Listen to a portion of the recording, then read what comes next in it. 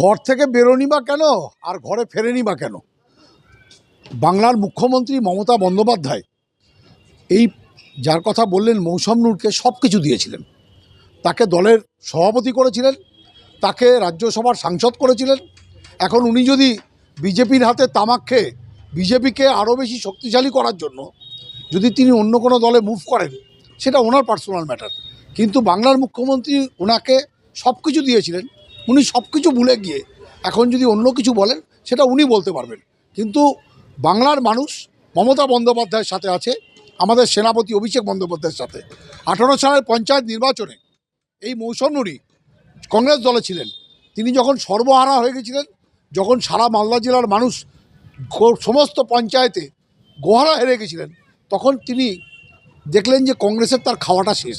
তখন তিনি তৃণমূল দলে এসেছিলেন, নির্বাচনে দাঁড়ালেন, জিততে পারলেন না। মমতা বন্দ্যোপাধ্যায় তাকে রাজ্যসভার সাংসদ করলো। এবার রাজ্যসভার টার্মটা শেষ হতে হতেই উনি পালিয়ে গেলে আরেকটা দলে গেলেন। এই ধরনের রাজনীতি আমরা পছন্দ করি না, এবং এই ধরনের রাজনীতি যারা করেন তাদেরকে বাংলার মানুষও মেনে নেবেন না। সুবিধাবাদী এটা 100বার সুবিধাবাদী। এটা তো সুবিধাবাদীর আচরণ।